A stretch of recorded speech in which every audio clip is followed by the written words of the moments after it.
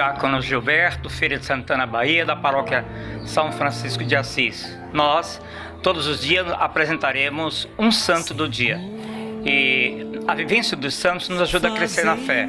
Se eu e você olhássemos a presença do santo em nossa vida, teríamos uma vida mais socializada, mais humana. Por isso, quem vai nos ajudar nesses dias, até o final do mês, é o Padre Guido Montinelli. Ele é doutor em teologia, estudioso em santos. Então, até o final do mês, ele vai nos orientar cada dia a história de um santo. O Senhor esteja convosco. Ele está no meio de nós. Abençoe-vos, Deus Todo-Poderoso, Pai, Filho e Espírito Santo. Amém. Fiquem em paz e observe com carinho a história do santo.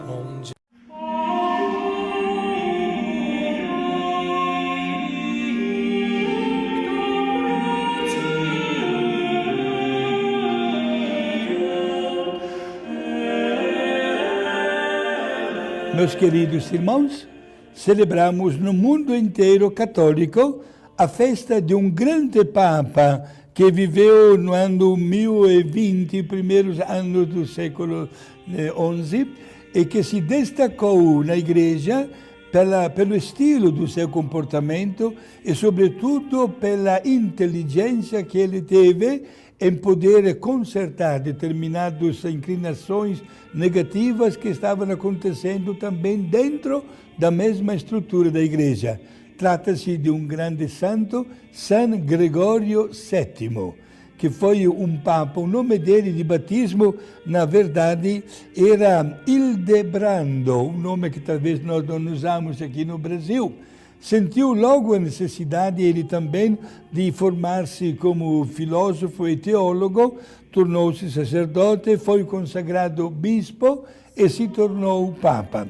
A ação principal que destacou o pontificado do Papa Gregório VII foi exatamente a disciplina dentro da Igreja.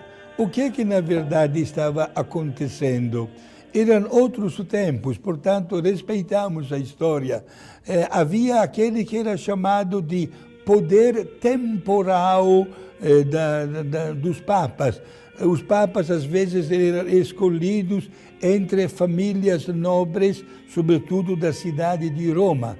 Foi ele, Papa Gregório VII, que quis dar um basta nisso, separando as coisas materiais, os bens materiais, da autoridade e do papel, digamos assim, da tarefa, né, do Santo Padre, o Papa, como pastor universal a serviço da Igreja.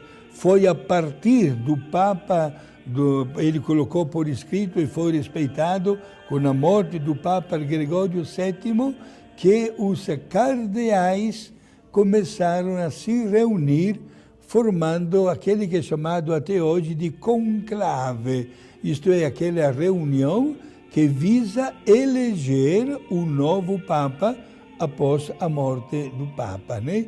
Portanto, o trabalho que o Papa Gregório VII fez foi extraordinário. Claro que no começo as famílias nobres, sobretudo da Itália, e com destaque da família de Roma, não gostaram, porque às vezes já aspiravam a colocar um dos seus filhos ou representantes no trono de Pedro como Papa.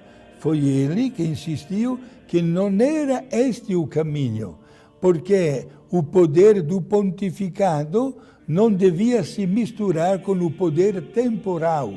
Portanto, quem era eleito Papa devia ser uma pessoa que renunciava a tudo para servir a Deus.